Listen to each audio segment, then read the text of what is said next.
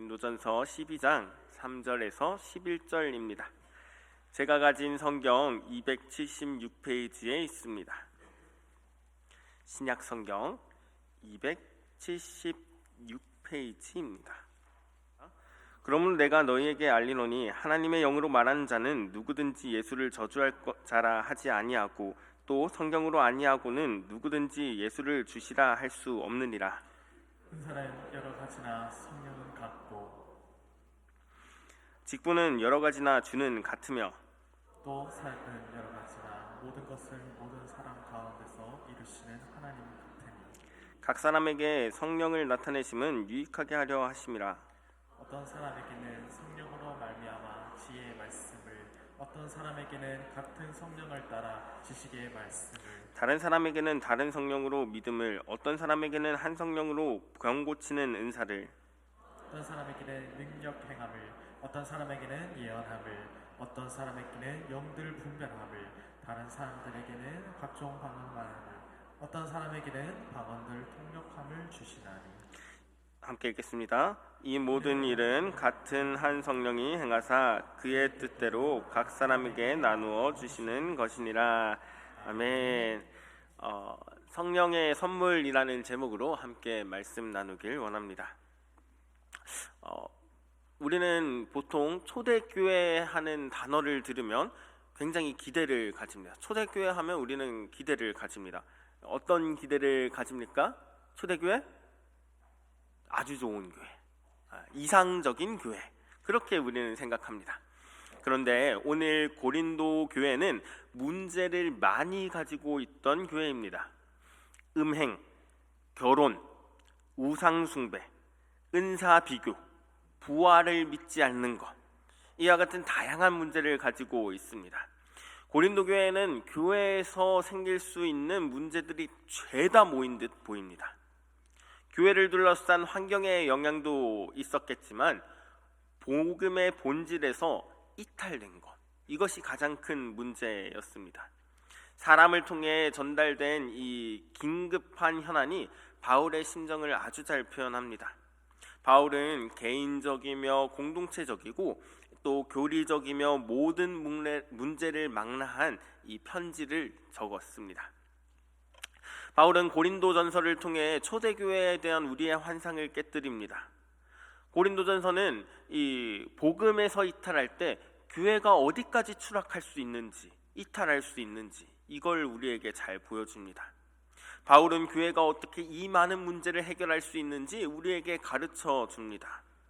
이 모든 문제 어떻게 해결할 수 있습니까? 이 모든 문제에 대한 바울의 처방은 십자가이고 사랑입니다. 십자가, 사랑. 바울은 사역자와 영적인 가치마저 경쟁의 도구로 삼는 그 경쟁적인 욕망을 넘어서는 이 십자가의 도를 이야기합니다.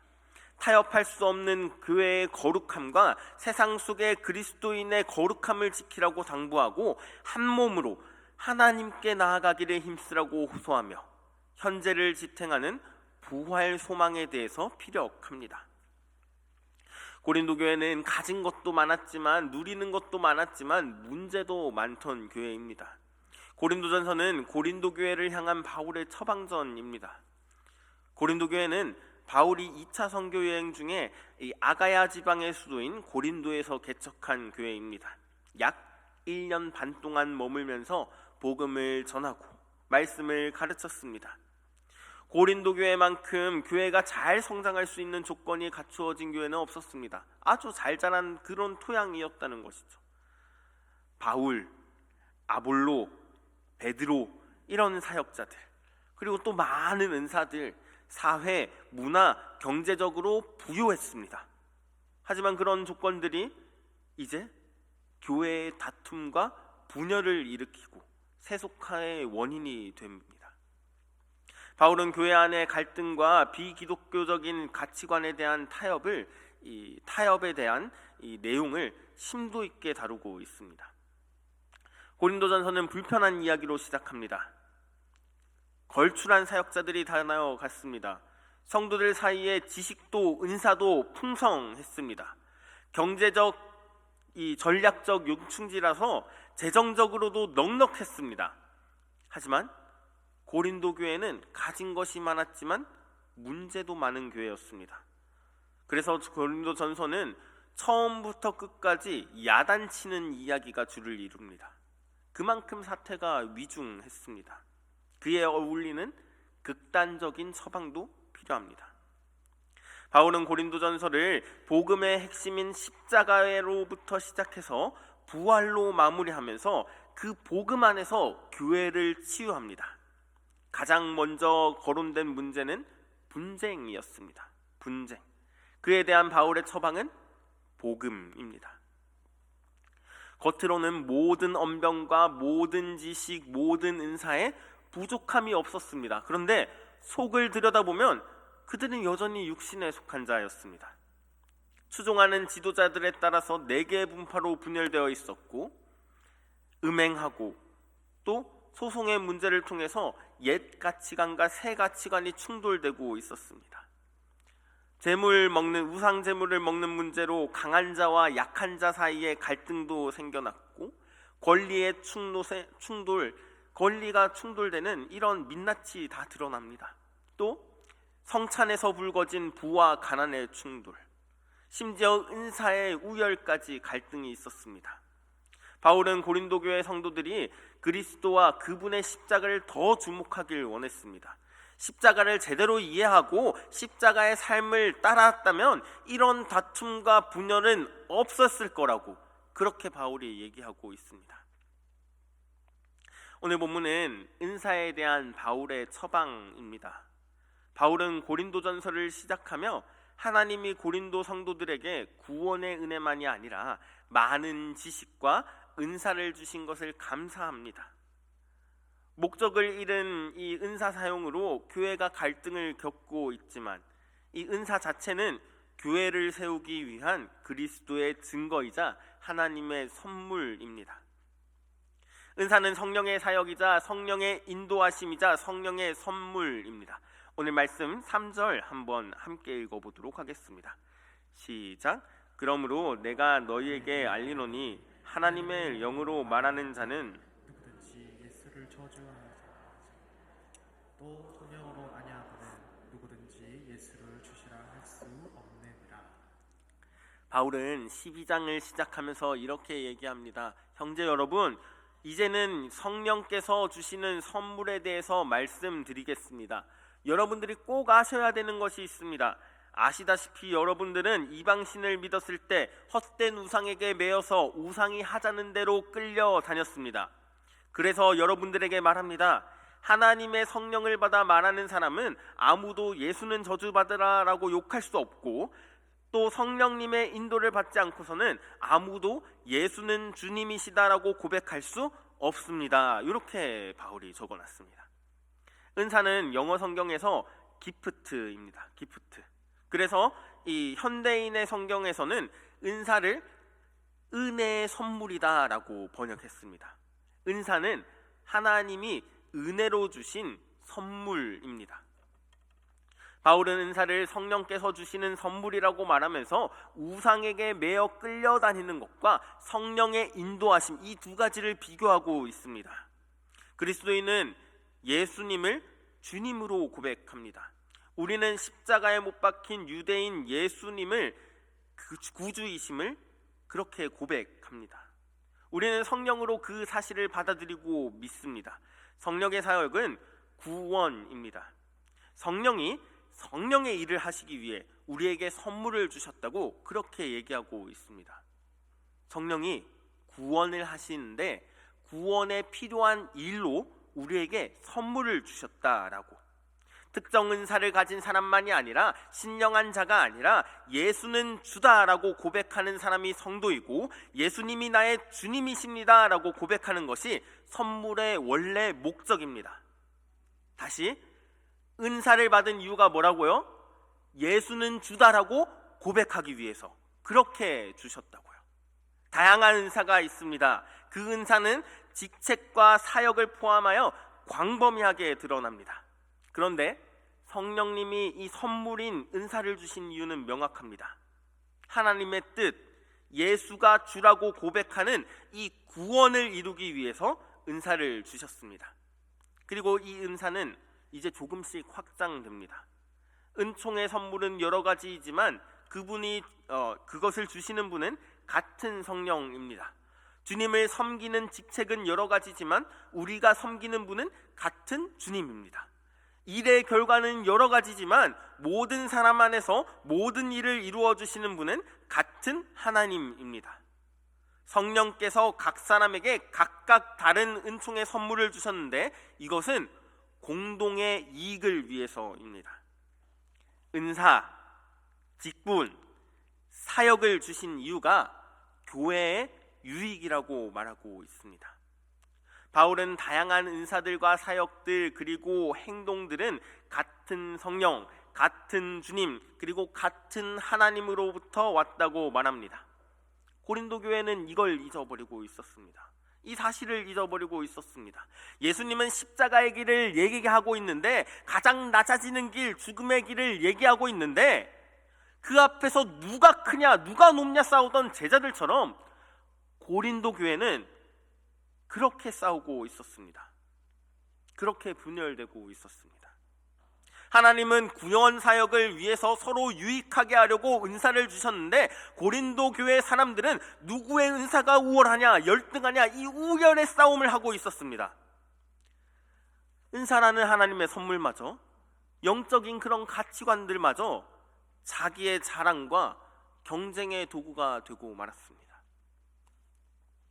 이런 영적인 은사들은 내 것이 아닙니다. 내가 잘해서 가지고 있는 것이 아닙니다.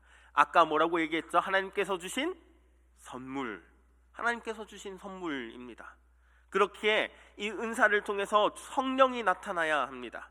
다른 사람들에게 자랑하기 위해서 주신 것이 아닙니다. 다른 사람들보다 잘난 것을 드러내기 위해서 주신 것이 아닙니다. 사실 우리의 모습을 보면 알 수 있습니다. 주님이 없는 나는 공동체의 유익은커녕 내 구원 하나조차 간수할 수 없는 그런 죄인입니다. 우리는 자랑할 것은커녕 꿈도 희망도 없는 그런 사람들입니다. 그런 우리에게 성령님이 찾아오셔서 예수님이 주님이시다 고백하게 하십니다. 그 성령님을 기억하는 사람은 은사를, 하나님의 선물을 자랑할 수 없습니다. 아무것도 없는 나에게 찾아오셔서 하나님의 선물을 주시고 하나님의 은사를 주십니다. 하나님은 우리에게 이 은사를 맡겨주셨습니다. 하나님이 우리에게 직분을 맡겨주셨습니다. 하나님이 우리에게 사역을 맡겨주셨습니다. 이것들을 통해 하나님이 하나님됨을 인정하라고 하십니다. 내가 잘나서 하는 것이 아닙니다. 내가 뛰어나서 하는 것이 아닙니다. 나는 너무나 부족하지만, 나는 할 수 없지만, 나는 너무나 버겁지만 그것을 통해서 예수님이 주님이신다 고백하게 하시고, 주님이 맡겼으니 주님이 도와주시옵소서 그렇게 기도하게 하셔서 내게 맡겨주신 이웃들을 그렇게 사랑하게 하십니다. 사실 이 교회 오기 전 저는 많은 고민을 했습니다. 교회 때문이 아니라 나는 목사 안수 받기 전 이 목사 안수를 받기에는 너무나 부족한 사람이라고 그런 생각이 떠나지 않았습니다.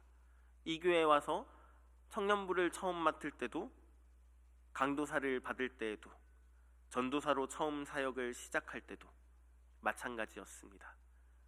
우리 사역자들도, 성도님들도 마찬가지겠다라는 생각이 듭니다. 목사라는, 강도사라는, 전도사라는 직분이, 장로라는, 권사라는, 집사라는, 목자라는, 교사라는 이 직분이 선물로 다가오기보다는 짐으로 다가올 수가 있습니다. 너무나 버거워서 감당하기 어려워서 도망치고 싶을 때도 있을 것입니다. 그런데 그것을 통해서 하나님이 하나님됨을 고백하게 하시고 내게 맡겨주신 이웃을 사랑하게 그렇게 만들어 가십니다. 그러니 우리에게 주어진 이 직분도 하나님의 선물입니다. 하나님 우리에게 각기 다른 선물을 주셨습니다. 이 선물은 개인의 구원을 위해서 주신 동시에 하나님을 드러내도록 공동체의 유익을 위해서 주셨습니다.